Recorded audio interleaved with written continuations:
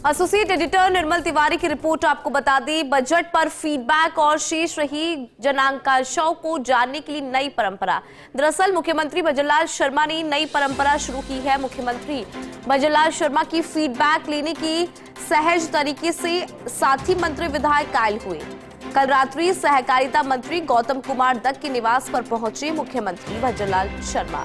गौतम कुमार के निवास पर पहले से मौजूद थे उदयपुर संभाग के मंत्री व विधायक। इस दौरान स्नेह भोज पर काफी देर तक राजनीतिक चर्चा हुई। उदयपुर संभाग के विकास कार्यों, जल कल्याणकारी योजना व भविष्य की योजनाओं को लेकर चर्चा हुई। दरअसल बजट में प्रत्येक संभाग के हिसाब से महत्वपूर्ण घोषणाएं की गई हैं। अनुदान मांगों में भी प्रत्येक संभाग में जनप्रतिनिधियों की भावनाओं का खासा ख्याल रखा गया। ऐसे में उदयपुर संभाग के मंत्री व विधायकों से मुलाकात के जरिए बहुत ही ज्यादा महत्वपूर्ण फीडबैक मिला। स्नेह भोज में मंत्री जवाहर सिंह बेडम, जोगाराम पटेल, बाबूलाल खराड़ी, जोराराम कुमावत, कैलाश मीणा, सुरेश धाकड़, अर्जुन लाल जी नगर, श्रीचंद कृपलानी, हेमंत मीणा, शंकर लाल, हरि सिंह रावत, सुरेंद्र सिंह राठौड़, उदय लाल डांगी, प्रताप गबीती, ताराचंद जैन व फूल मीणा मौजूद रहे। अधिक जानकारी लेंगे। एसोसिएट एडिटर निर्मल तिवारी जी हमारे साथ जुड़ गए हैं। निर्मल जी, देखिए एक अलग परंपरा नजर आई और बहुत ही सहज तरीका भी मुख्यमंत्री भजनलाल शर्मा का यहाँ पर नजर आया। फीडबैक भी मिला, बहुत ज्यादा महत्वपूर्ण फीडबैक रहा होगा। क्या जानकारी आपके पास? देखिए हिंदू, निश्चित तौर पर इस बार जिस तरह से सर्वजन हिताय सर्वजन सुखाय जो बजट पेश किया गया था मुख्यमंत्री के नेतृत्व में, भजनलाल शर्मा जी के नेतृत्व में जो बजट पेश किया गया, निश्चित तौर पर उसमें जन आकांक्षाओं को किस तरह से खड़ा उतरना है, जन कल्याणकारी योजनाओं को किस तरह से सामना लाना है, तमाम बातों को ध्यान में रखा गया था। उसके बावजूद देखिए कितनी सहज और सरलता देखिए उनकी कि बजट में तमाम जो घोषणाएं की गई थी उनका फीडबैक किस तरह का है। उनके साथी जो मंत्रिमंडल के साथी हैं या जो भाजपा के विधायक हैं वो किस तरह से बजट को लेकर अपनी सोच रखते हैं। और चूंकि अभी तो अनुदान मांगे भी चल रही है, तो अगर कोई जन आकांक्षाएं कमी रह गई उनमें या उसमें कुछ और जोड़ना चाहते हैं विधायक या उनके मंत्रिमंडल के साथी, तो उनसे जानने का उनका सहज और सरल तरीका बहुत ही शानदार रहा। कल वो अचानक यहाँ पर पहुंचे जो गौतम कुमार दत्त जो सहकारिता मंत्री हैं और खुद जो चित्तौड़ जिले से आते हैं, तो निश्चित तौर पर यह था कि उदयपुर संभाग के तमाम जो विधायक और मंत्री थे पहले से वहां पर मौजूद थे। और खास बात ये देखिए उसमें वो सीधे गए, वहां सबके साथ में एक स्नेह भोज था। स्नेह भोज में सबसे मिले, एक एक से उन्होंने 1-to-1 जानकारी भी ली। इस दौरान तमाम जितने भी विकास कार्य थे, जो जन कल्याणकारी योजना थी, वो भी खासकर ऐसे ऐसे जहाँ विधानसभा जो क्षेत्रवार उन्होंने पूछा एक एक से कि आपकी किस तरह की और कोई जरूरत है तो बताइए, उसको किस तरह से पूरा किया जा सकता है।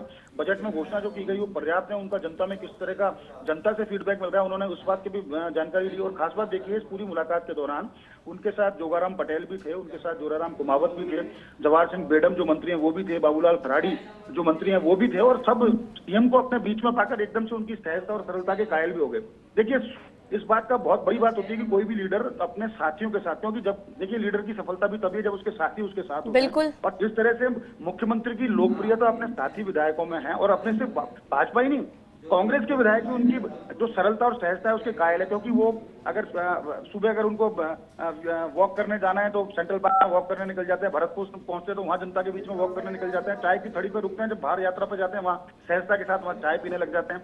लेकिन खास बात ये होती है, देखिए जब राजनीति की हम बात करते हैं तो निश्चित तौर पर बहुत जरूरी होता है कि हमारे साथी हमसे संतुष्ट हो, हमारे साथी जो चाहते हैं, क्योंकि जनता उनको चुनकर भेजती है और जो उनके साथी हैं वो सिर्फ मुख्यमंत्री को बता सकते हैं क्योंकि उस कुनबे के मुखिया भी हुई है, तो मुख्यमंत्री को बताते हैं। और मुख्यमंत्री अगर उनकी योजनाओं को पूरा करते हैं, उनकी मांगों को पूरी करते हैं, तो निश्चित तौर पर जनप्रतिनिधि की जमीन भी, जो राजनीतिक जमीन है वो भी पुख्ता होती है। और मुख्यमंत्री की भी एक जो सहजता और सरलता है, एक ऐसी छवि बनी हुई है प्रदेश के अंदर। देखिए अभी तो 1 साल से कुछ ज्यादा का ही समय हुआ है, ऐसे में मुख्यमंत्री भजनलाल शर्मा की जो छवि निश्चित तौर पर उभर कर रही है पूरे प्रदेश की जनता के बीच में। और प्रदेश की जनता के बीच में नहीं, हम मध्य प्रदेश जाकर बात करते हैं तो उनकी बात सुनाई देती है कि भजनलाल शर्मा जी कितने सहज हैं, कितने सरल हैं राजस्थान के।